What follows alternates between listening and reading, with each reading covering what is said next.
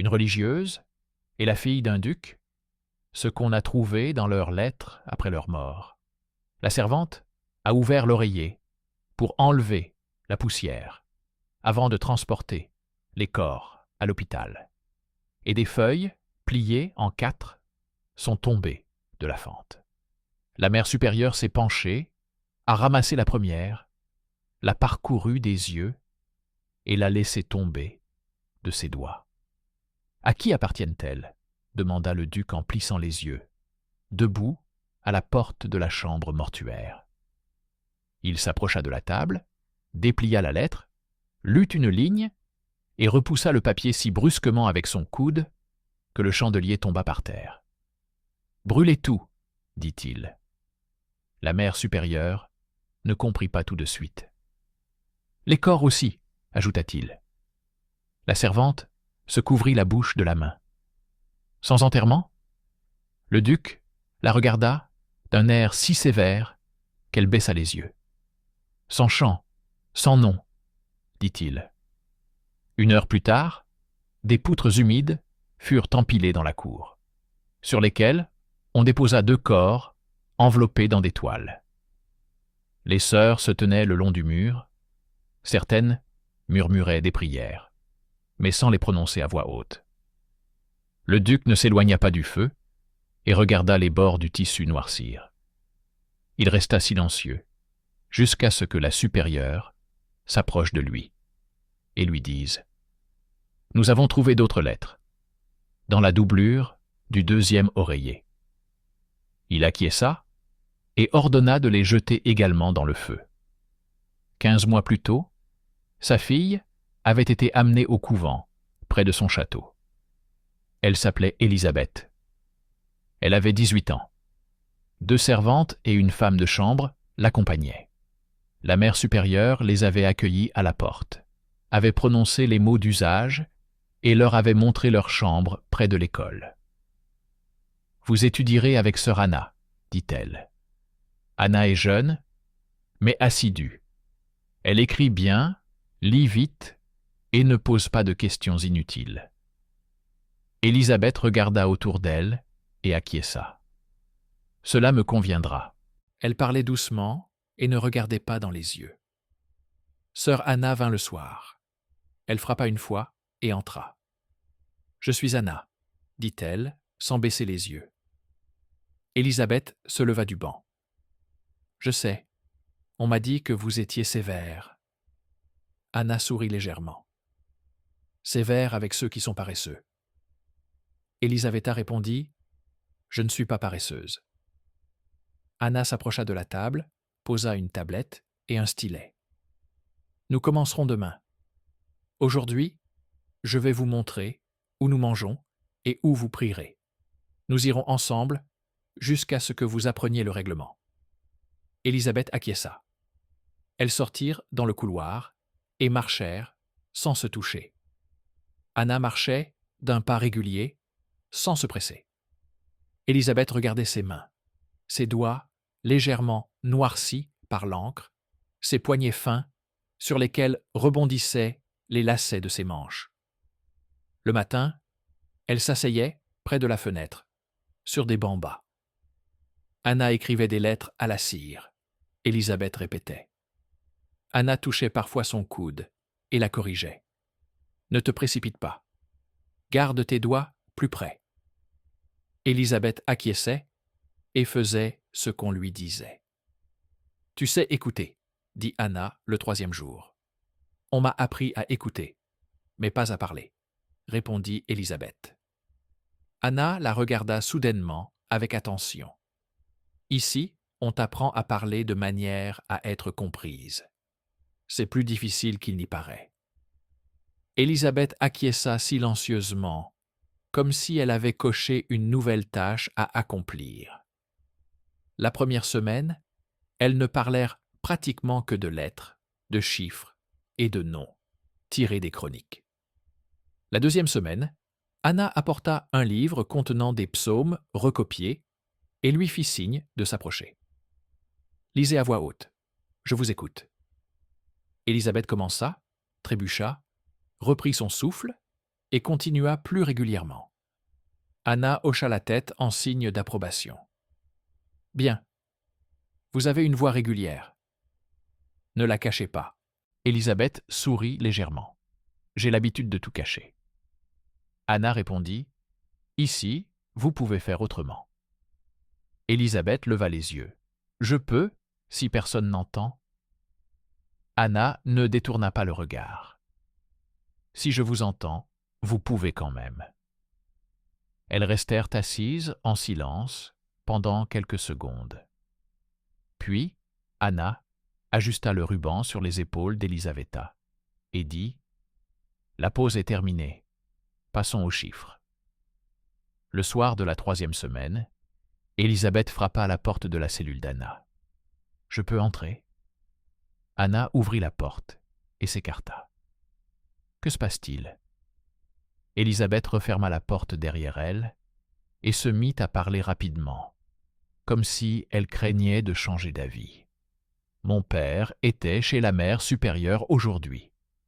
Il a dit que je n'étais ici que temporairement, qu'on m'emmènerait au printemps. Il veut me marier cet été. Je dois apprendre à compter et à lire les lettres.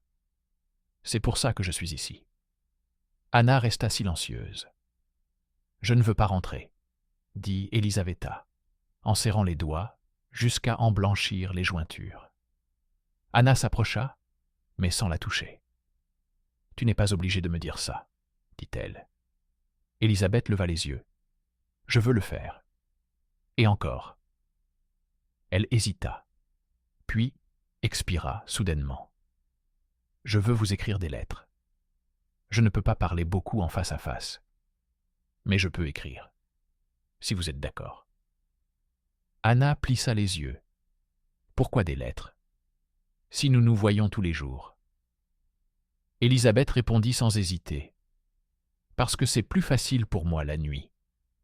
Le matin, je peux vous donner la lettre et écouter ce que vous avez à dire. » Anna réfléchit et acquiesça. « D'accord, mais pas de fioritures. Écrivez ce que vous avez à dire. Je vous répondrai de la même manière. » Élisabeth sourit. « C'est tout ce que je sais faire. » Élisabeth posa sa première lettre sur la table, entre les livres. Anna la trouva après le déjeuner. Elle comportait 3 lignes. « Aujourd'hui, j'ai lu à haute voix, sans faire d'erreur, pour la première fois. Vous avez dit « bien » et vous m'avez regardé. Je me suis sentie à l'aise. » Anna regarda vers la porte. Quelqu'un passait dans le couloir. Puis, elle prit une plume, s'assit et écrivit « Tu as la force de faire ce qu'il faut. Je me sens à l'aise avec toi. Demain, apporte plus d'exemples sur les comptes. » Depuis lors, elle s'écrivait presque tous les jours. Elisaveta laissait une feuille sous le couvercle de l'encrier. Anna glissait sa réponse dans la poche de son cahier. Les lettres étaient simples. « Je me suis réveillée d'un cauchemar. J'ai rêvé que j'étais seule dans une salle et que tout le monde me regardait, » écrivait Elisaveta. « Si on te regarde, c'est que tu as un visage. Respire, compte jusqu'à 100. Viens me voir, » répondait Anna. La directrice a dit que je récitais mes prières trop doucement, écrivait Élisabeth. Qu'elle le répète. Viens te mettre à côté de moi. Je commencerai à parler plus fort, écrivait Anna. Au bout d'un mois, Anna autorisa Elisaveta à recopier de courts extraits du registre des dépenses du couvent. Ce n'est pas secret, expliqua-t-elle. C'est simplement l'ordre des choses. Apprends à voir l'ordre dans les choses. Elisaveta était assise à la table, comptant les haricots, les mesures de farine, les bougies. « J'aime quand tout est clair, » dit-elle un jour à voix haute. Anna regarda ses mains. L'ordre ne sauve pas toujours. Élisabeth acquiesça. « Je sais, mais je me sens mieux quand il y en a. » Anna acquiesça en retour. « D'accord, Accroche-toi à lui tant que c'est nécessaire. » Elle ne se voyait plus seulement le matin. Anna venait le soir, apportait un livre, s'asseyait sur le bord du lit et posait des questions. Que dirais-tu à quelqu'un qui te blesse avec ces mots? Élisabeth réfléchit, pinça les lèvres et répondit: Je lui demanderai pourquoi il fait ça. Anna plissa les yeux. Et s'il ne répond pas? Élisabeth haussa les épaules. Alors je partirai. Anna acquiesça. C'est aussi une réponse. Un soir, elles s'attardèrent. Les pas se turent dans les couloirs. Elisaveta ferma le livre et ne le lâcha pas tout de suite. Anna le remarqua et le tira doucement. « Donne-le-moi. » Elisaveta ne le lâcha pas. « Je peux parler ?» demanda-t-elle. Anna se pencha vers elle. « Vas-y. » Elisaveta prit une inspiration et expira. « Je pense à toi quand tu n'es pas là. » Anna ne détourna pas le regard. « Moi aussi, je pense à toi, » dit-elle calmement. « Je vérifie si tu as mangé et si tu n'as pas oublié ton texte. » Elisaveta esquissa un sourire. « Je pense autrement. J'ai pensé que ce n'était pas bien, mais je continue à penser. » Anna posa sa main sur la table et dit: « Ce n'est pas un péché de penser. Le péché, c'est de se mentir à soi-même. » Elisaveta leva les yeux. « Et si je ne me trompe pas ?» Anna resta silencieuse pendant quelques secondes, puis tendit la main, toucha la joue d'Élisabeth du bout des doigts et la retira. « Va te coucher, » dit-elle d'une voix sévère. Élisabeth partit, mais le lendemain, sa lettre était plus longue que d'habitude. « Quand vous m'avez touché, j'ai compris que je n'étais pas seul. Je ne sais pas quoi faire, mais je ne vais pas faire comme si de rien n'était. » Anna répondit en une seule phrase: « Nous ferons ce que nous pouvons, et nous ne ferons pas ce qui nous détruirait immédiatement. » Au printemps, le duc envoya une note avec son sceau.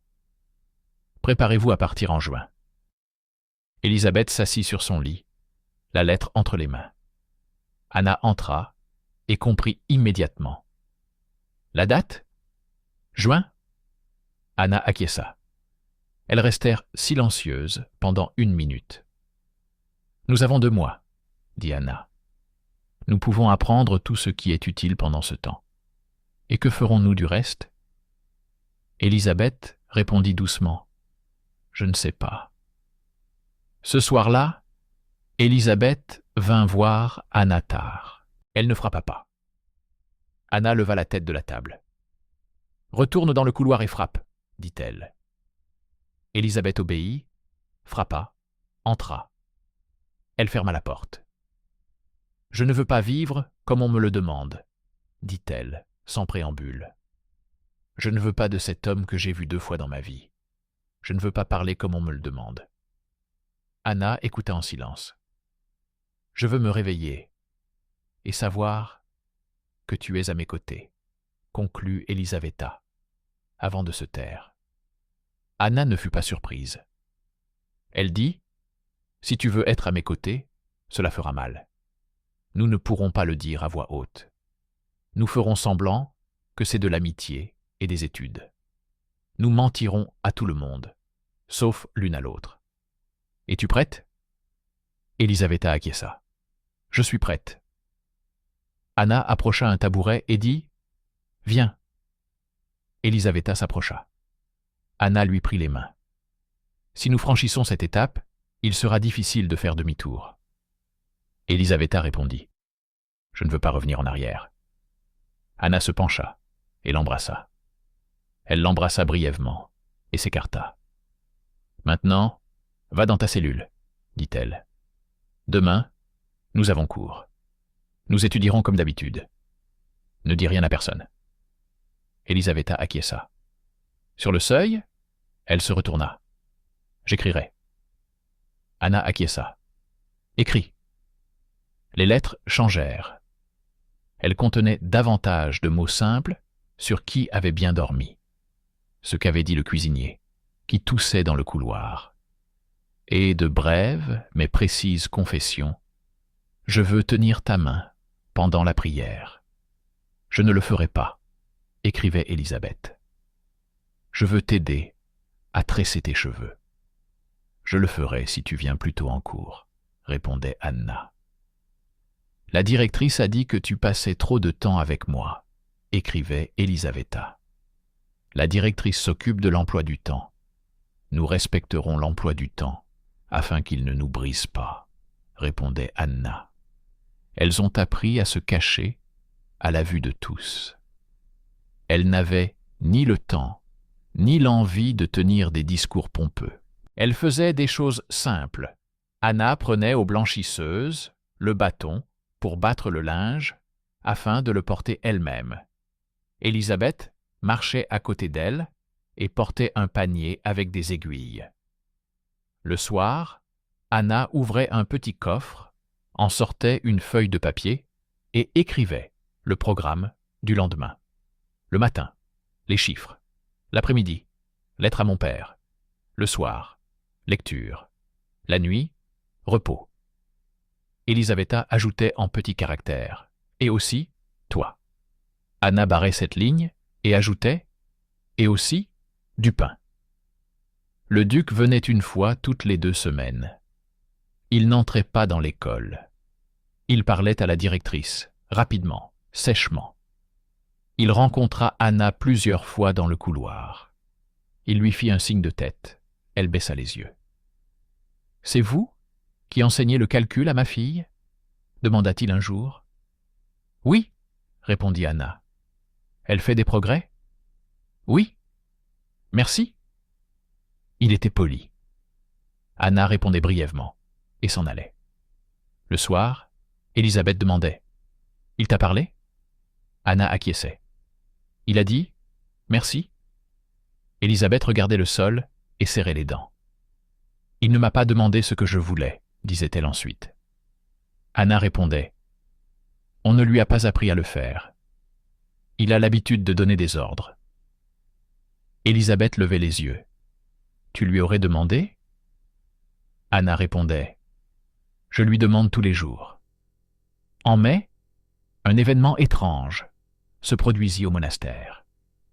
2 voyageurs arrivèrent de la vallée voisine et furent logés dans la chambre d'amis. L'un avait de la fièvre, l'autre toussait. La mère supérieure envoya une sœur médecin. 2 jours plus tard, la blanchisseuse tomba malade. 3 jours plus tard, ce fut le tour du chef cuisinier. Anna apporta à Élisabeth un masque en tissu et lui ordonna de le porter dans les lieux publics. « Cela ne vous sauvera pas, mais cela vous aidera, » dit-elle. Élisabeth obéit. La supérieure a interdit de sortir des murs et a fermé les portes aux voyageurs. Le duc a envoyé des médecins et des paniers de vinaigre. Il est venu en personne et a ordonné de ne pas laisser entrer les gens de la ville dans le couvent. « Prenez soin de ma fille », a-t-il dit à la supérieure avant de repartir. À la mi-juin, la sœur calligraphe tomba malade. Anna prit son service. Elle ne dormait presque pas. Élisabeth lui apportait de l'eau, posait un bol sur la table, changeait les bougies. « Allonge-toi au moins une demi-heure, » lui disait-elle. Anna secouait la tête. « Je ne peux pas. Il n'y a personne d'autre. » Elisaveta lui répondait « Je suis avec toi. » Anna rétorquait « Tu es sous protection. Tu ne peux pas. » Elisaveta serrait les lèvres et lui apportait encore de l'eau. La nuit, elle s'asseyait dans la cellule d'Anna, côte à côte, et regardait les murs. Elisaveta murmurait « J'ai peur. » Anna couvrait ses doigts de sa paume. « Moi aussi, j'ai peur pour toi. » Elisaveta supportait cela, mais un jour, elle craqua. « Et si je tombe malade, tu partiras ?» Anna leva brusquement les yeux. « Je ne partirai pas. » Elisaveta soupira. « Alors, je peux poser ma tête sur tes genoux ?» Anna acquiesça. « Oui, mais pas longtemps. » Elisaveta posa sa tête. Anna lui caressa les cheveux de petits gestes. Elles restèrent toutes deux silencieuses. À la fin du mois de juin, Elisaveta a commencé à avoir de la fièvre. Anna l'a vue à la porte, les yeux troubles, les lèvres sèches. « Allonge-toi » lui a dit Anna. Elisaveta a obéi. Anna a ouvert le livre de la guérisseuse et a commencé à suivre toutes les instructions. Vinaigre, eau, tissu humide, vêtements chauds, aération. Élisabeth délirait et appelait sa mère, qu'elle n'avait pas vue depuis longtemps. Anna resta assise près du lit pendant 3 jours, ne s'éloignant que pour se laver. Le 4e jour, la fièvre tomba. Élisabeth ouvrit les yeux et dit d'une voix rauque « Tu es là ?» Anna acquiesça. « Je suis là. » Elisaveta esquissa un faible sourire. « Je pensais que j'allais mourir sans avoir rien accompli. » Anna se pencha vers elle. « Tu as accompli quelque chose. Tu as vécu. Et il y a encore beaucoup à vivre. » Elisaveta ferma les yeux et s'endormit. 1 semaine plus tard, Anna tomba malade. Elle le sentit au milieu d'un cours, lorsque les lettres commencèrent à se brouiller. Elle se leva, dit « Excusez-moi », sortit dans le couloir et s'appuya contre le mur. Elisaveta la prit par le coude. « Dans la cellule », ordonna-t-elle, d'un ton que personne ne lui avait enseigné. Anna était allongée tranquillement, mais elle avait des bouffées de chaleur et de froid. Elisaveta faisait tout ce qu'Anna avait fait auparavant. Vinaigre, eau, tissu humide. Anna fermait les yeux et disait « Ne t'approche pas ». Elisaveta répondait « C'est trop tard ». Anna reprenait conscience et voyait ses yeux au niveau de son oreiller. « Que lis-tu » demandait-elle pour se distraire. « Tes notes, tu écris bien », répondait Elisabeth. Anna essayait de sourire. « Lis-moi à haute voix. » Elisabeth lisait. Le matin, les chiffres. L'après-midi, l'écriture. Le soir, la lecture. La nuit, le repos. Anna fermait les yeux et expirait. « Bien. » Le duc avait envoyé quelqu'un pour s'enquérir de la situation. La supérieure répondit « Tout est sous contrôle. » Sa voix tremblait. Elle savait que plusieurs personnes étaient déjà mortes en ville et savait que si l'on parlait du couvent, la situation empirerait. Elle arpentait les couloirs comme un gardien et jetait un œil dans la cellule d'Anna, plus souvent que dans celle des autres. Anna ne s'était pas complètement remise. Elle s'était levée de son lit au bout de 5 jours, mais elle restait faible. Elisabeth lui dit pour la première fois sans détour « J'ai pensé à m'enfuir. Je veux partir avec toi. » Anna s'assit sur le bord du lit et posa son doigt sur ses lèvres. « Chut, ça ne marchera pas. On nous rattrapera au bout d'un jour. » « On te ramènera et on m'enfermera. » Elisaveta acquiesça. « Je savais que tu dirais ça, mais je l'ai dit quand même. » Anna répondit « C'est vrai. Dis ce que tu penses. » Elisaveta ajouta doucement « Je t'aime. » Anna ferma les yeux pendant 1 seconde, puis les rouvrit. « Je sais, » dit-elle, « et je t'aime aussi. » Elisaveta s'assit à côté d'elle, plus près que jamais. Elles se tinrent la main longtemps, et cela suffit. À l'automne, l'épidémie revint avec plus de force. La supérieure fut la première à tomber malade. Elle essayait de ne rien laisser paraître, mais elle était chancelante. Puis ce fut au tour de la sœur médecin de tousser. Anna reprit son service. Élisabeth s'obstina et l'accompagna. « Je ne resterai pas seule, » déclara-t-elle. Anna a hésité, puis a cédé. « Alors écoute-moi pour tout. » Elles allaient de lit en lit, changeaient les pansements, apportaient de l'eau. Le soir, Anna s'effondrait sur un banc et restait assise, la tête entre les mains. Elisaveta s'asseyait à côté d'elle.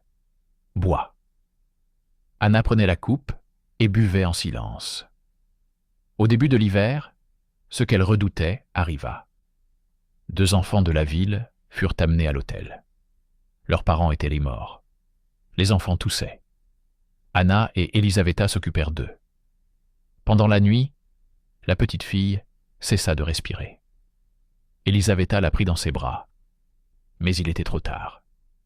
Anna s'agrippa au bord de la table et s'assit. « Je n'en peux plus, » murmura-t-elle. Elisaveta s'assit à côté d'elle. « Tu peux y arriver. Tu me l'as dit. » Anna acquiesça brièvement et se leva. Une semaine plus tard, Élisabeth tomba à nouveau malade. Cette fois-ci, c'était grave. Anna s'assit à côté d'elle, comme Élisabeth s'était assise à côté d'Anna auparavant. « Respire, » répétait-elle. « Regarde-moi. » Élisabeth la regarda tant qu'elle le put.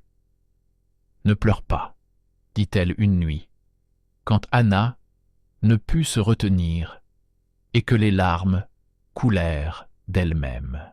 « Je ne pleure pas, » répondit Anna d'une voix calme. « J'ai les yeux qui piquent. » Elisaveta sourit et toussa. « Redis-le-moi, » demanda-t-elle d'une voix rauque. Anna se pencha. « Je t'aime. » Élisabeth hocha la tête. « Moi aussi. » Elle ferma les yeux. Elle les rouvrit. Les lettres. Anna comprit. Elle retira l'oreiller, défit la doublure, y glissa la liasse de feuilles, puis la referma, du mieux qu'elle put. « Elles seront toutes là, » murmura-t-elle. « Les tiennes aussi, » murmura Élisabeth. « Oui, les miennes aussi. » À l'aube, Élisabeth commença à délirer. Elle appelait Anna non pas par son nom, mais par le « tu » enfantin. Anna répondait quand même « Je suis là ». Élisabeth mourut dans la soirée. Anna resta assise à ses côtés jusqu'à la tombée de la nuit, sans remarquer le temps qui passait.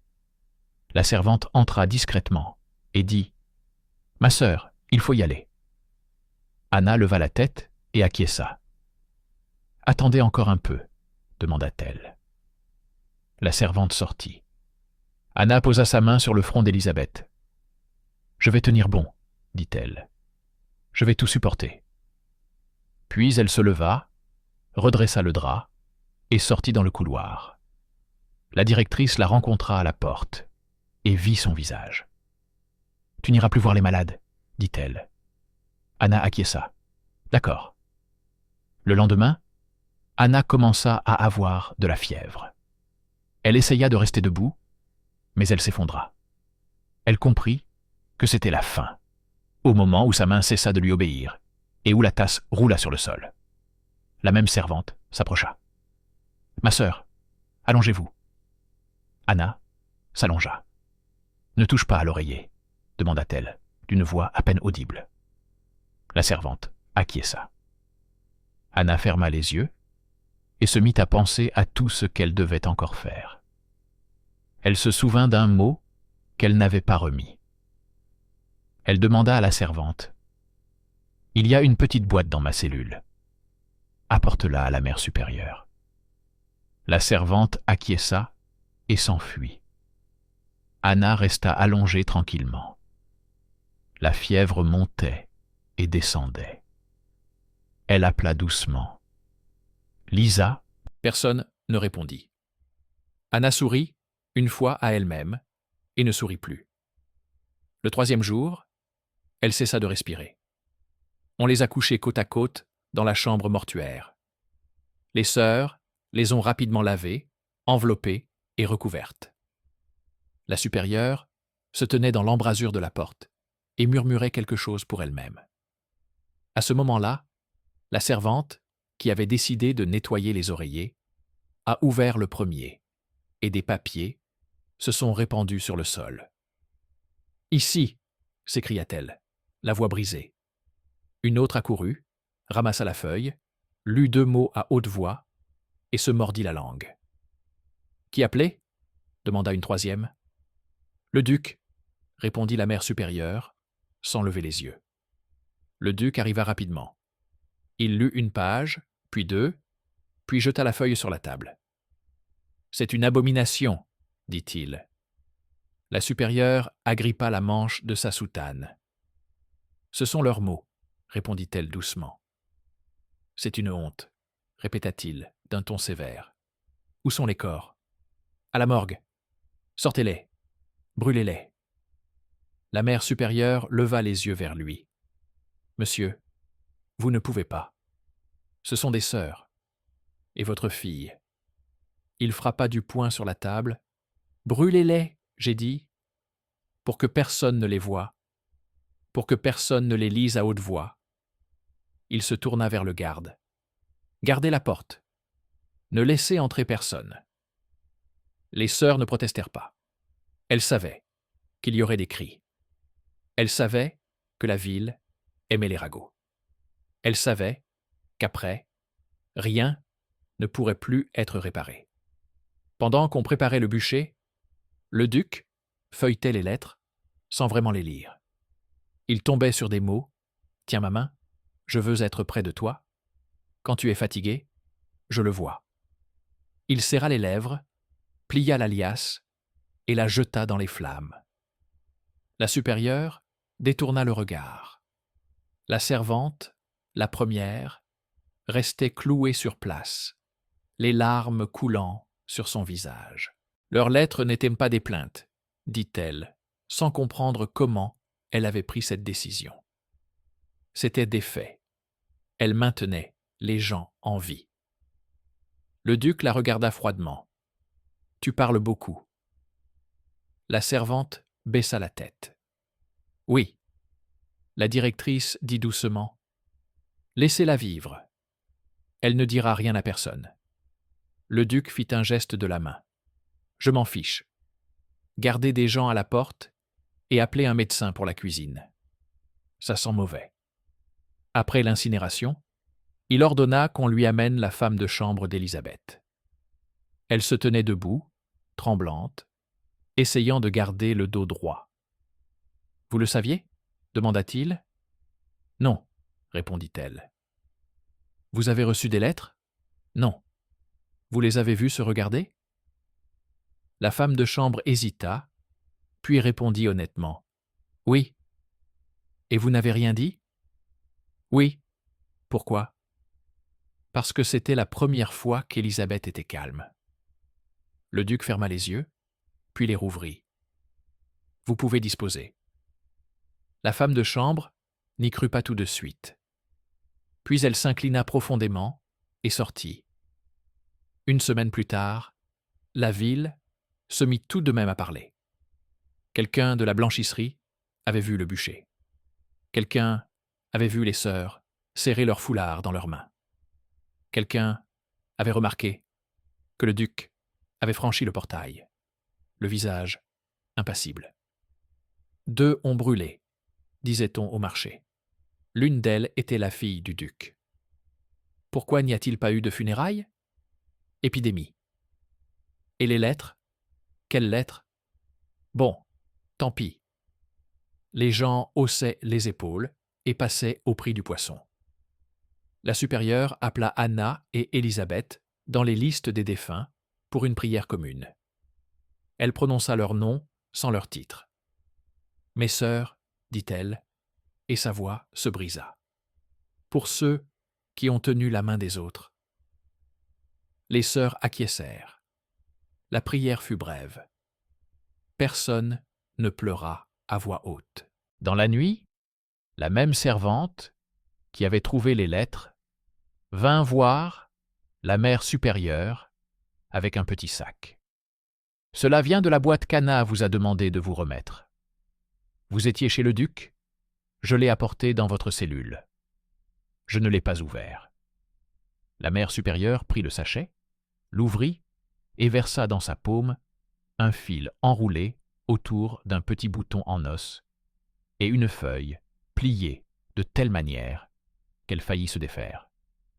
Sur le papier était écrit « Si je ne suis plus là, ne donnez nos lettres à personne.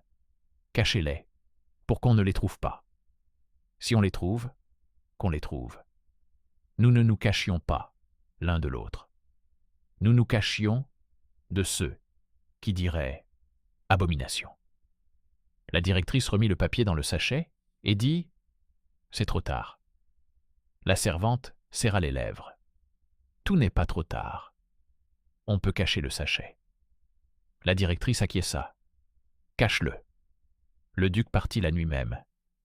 Il ne s'arrêta pas à la maison de miel, ne but pas, ne s'assit pas avec ses conseillers. Il roula en silence. À la maison, il ordonna de fermer les portes et de ne laisser entrer personne. Le lendemain, le trésorier vint le voir. « Monsieur, les papiers, les contrats, les délais. » Le duc prit une plume et signa rapidement. « Va !» Lorsque le trésorier fut parti, il appela le chapelain. « Dis-moi comment prier pour ceux qui ont péché et pour ceux qui ont aimé. » L'aumônier leva les yeux vers le plafond et répondit prudemment. « Il n'y a qu'une seule prière pour tous, que la miséricorde soit. » Il ne leva pas les yeux. Le duc se leva et fit les 100 pas dans la pièce. « Que la miséricorde soit ?» demanda-t-il. L'aumônier répondit doucement « Je ne suis pas juge. » Le duc s'arrêta près de la fenêtre. « Je suis juge » murmura-t-il si bas que l'aumônier l'entendit à peine. Au monastère, la vie reprit son cours normal, mais des places restaient vides. La sœur infirmière survécut et commença à tenir un journal de celles qui avaient survécu. Elle y inscrivit le nom Elisaveta et en face a tenu bon. Anna a tenu la main. Ce sont ces mots qu'elle n'a montrés à personne. Un mois plus tard, une femme vêtue d'un manteau gris est venue au monastère. Elle a demandé à la mère supérieure de lui permettre de faire un don. « C'est de ma part et de celle de mon fils », a-t-elle dit. « Mon mari est mort cet hiver, et sœur Anna est restée avec moi pendant les nuits. » La mère supérieure a accepté le paquet, sans l'ouvrir. La femme est partie. La mère supérieure a mis le paquet dans un coffre et a écrit « Anonyme ». Cette nuit-là, elle est restée longtemps assise à table, regardant la chaise vide d'Anna.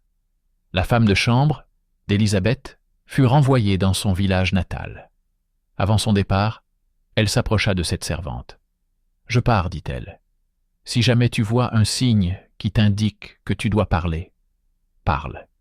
Et si jamais tu ne le vois pas, tais-toi. » La servante acquiesça. « Je veillerai. » En ville, les avis sur le duc étaient partagés.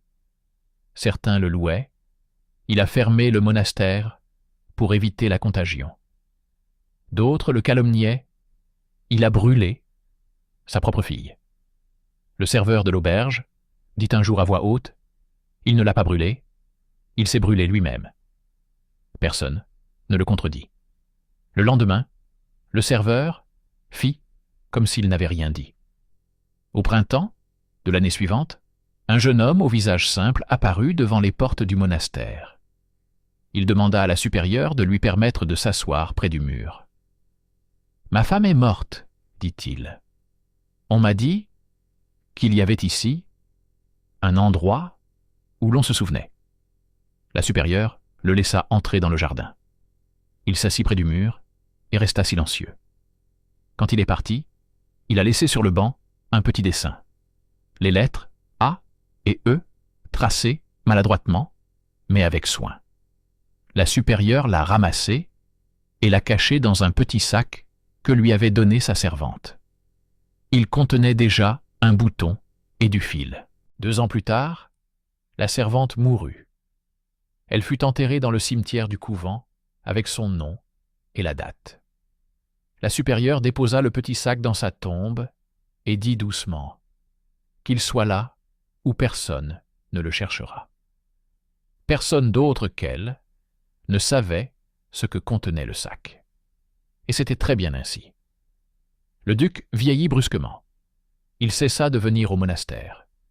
Il ne maria pas sa 2e fille, reportant le mariage, jusqu'à ce que la situation s'améliore.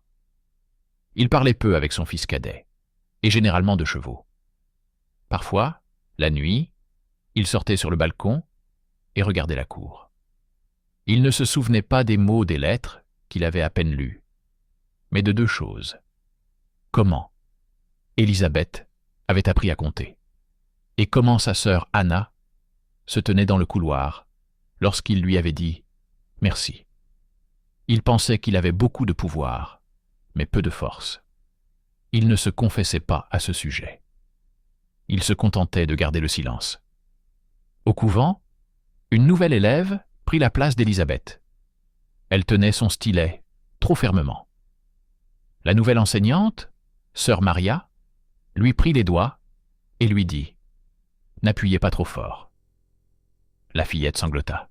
« J'ai peur de me tromper ». Maria acquiesça. « Ici, tout le monde a peur.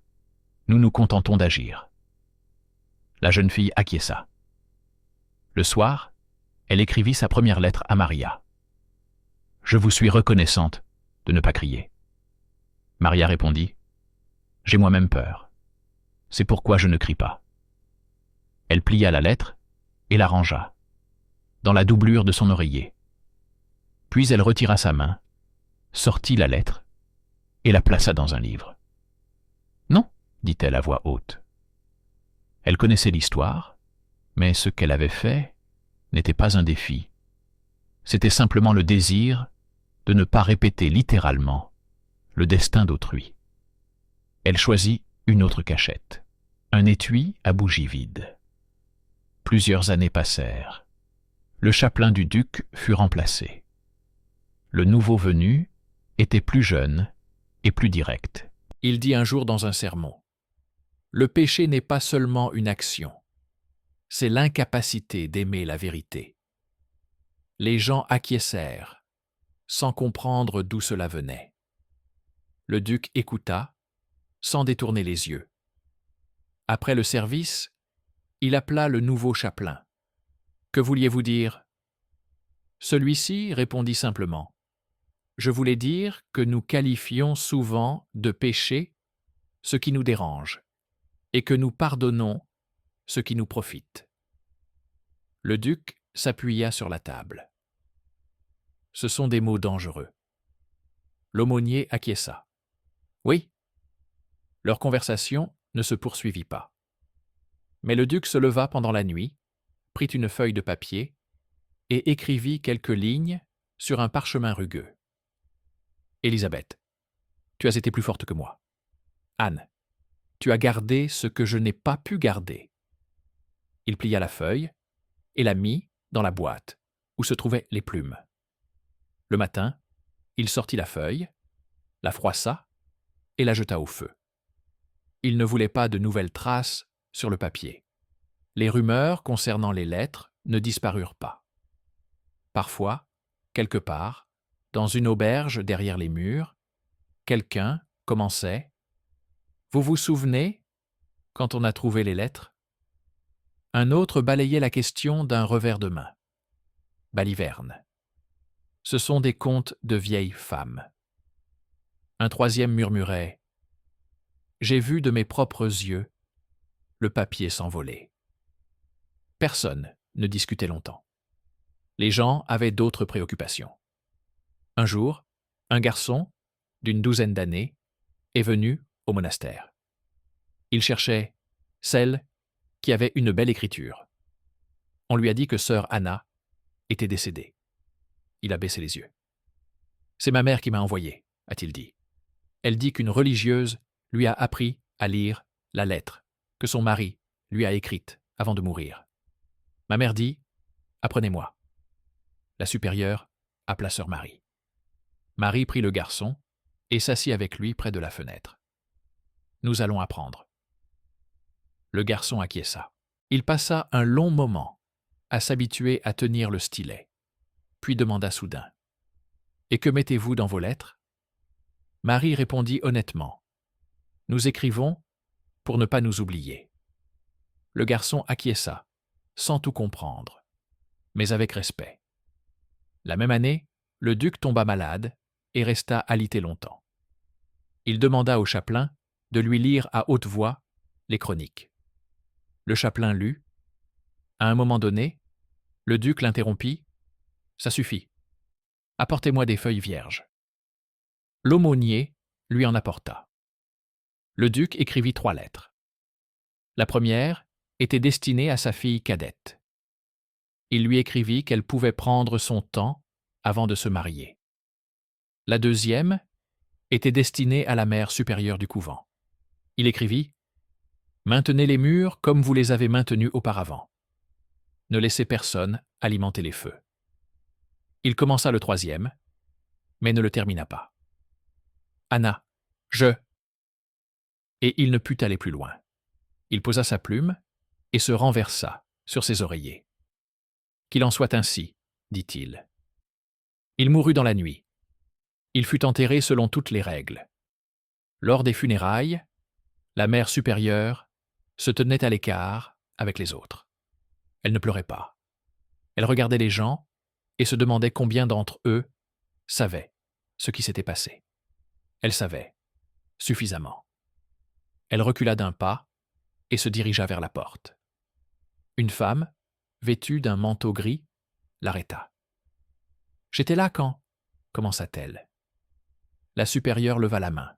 « Ne dites rien à voix haute. » La femme acquiesça. « Je voulais juste dire merci. » La supérieure hocha légèrement la tête. « Dites-le à ceux qui sont encore en vie. » La femme s'en alla. 1 an plus tard, on trouva dans la bibliothèque du couvent, sur une étagère, une enveloppe sans cachet. À l'intérieur se trouvaient de brèves notes. Elles étaient écrites de la petite écriture régulière d'Anna. Ce n'étaient pas ses lettres. C'étaient des conseils. Si l'élève a peur, ne la forcez pas. Si elle se tait, ne la pressez pas. Si elle aime, ne la brisez pas. Donnez-lui du travail. Donnez-lui des mots. Donnez-lui le silence dans lequel elle ne sera pas seule. Sœur Maria les a lus et copiés pour elle-même. Elle ne les a montrés à personne. Elle a simplement commencé à agir comme il était écrit. Parmi les personnes qui se souvenaient d'Élisabeth et d'Anne, rares étaient celles qui pouvaient les qualifier de pécheresses avec certitude. Ceux qui étaient là cet hiver-là ont vu qu'elles ne quittaient pas les chambres mortuaires, qu'elles essuyaient les mains et les visages, qu'elles persuadaient les gens de boire de l'eau. La supérieure a dit un jour à voix haute dans la salle à manger « Elles ont fait ce qu'il fallait faire » et personne n'a contesté. Les années ont passé. Ceux qui avaient vu le bûcher sont devenus rares. Ceux qui avaient entendu ont raconté les histoires à leurs enfants. Les histoires se sont enrichies de détails et de nuances.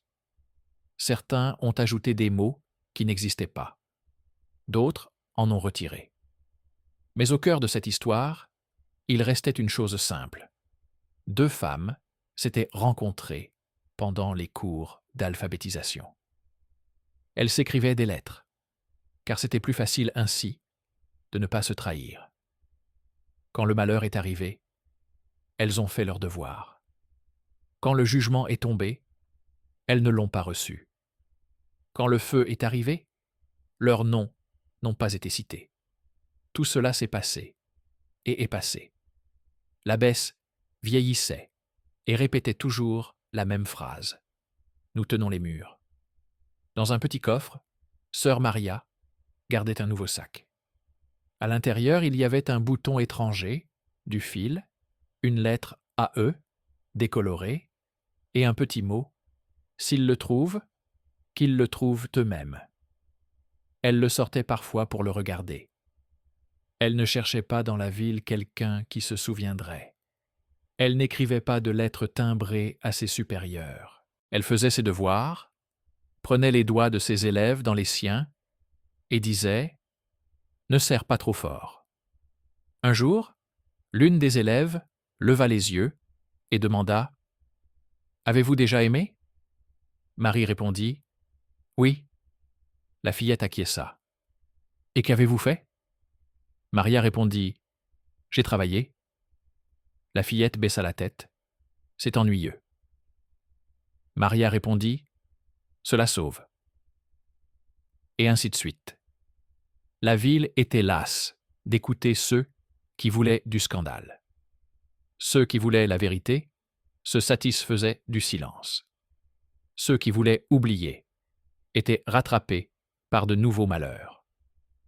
L'histoire resta dans la manière dont sœur Anna tenait la serviette lorsque l'enfant n'avait plus la force de respirer. Dans la façon dont Élisabeth a dit « Je ne veux pas » sans détourner les yeux. Dans la façon dont le duc a dit « brûler » et n'a ensuite retrouvé ni sommeil ni mémoire. Dans la façon dont la servante a déchiré l'oreiller et que des feuilles, sur lesquelles il n'y avait pas un mot de trop, se sont répandues sur le sol. Avant de mourir, la mère supérieure appela sœur Maria et lui donna la clé d'un petit débarras. Tout ce qui reste de cette époque se trouve là. Fais ce que tu juges bon. Maria acquiesça et ouvrit le débarras après les funérailles. Il était vide. C'était normal. Elle referma la porte et ne l'ouvrit plus jamais. Un soir, tard, la jeune élève, déjà presque une femme, s'assit près de la fenêtre et écrivit une lettre qu'elle ne donna à personne.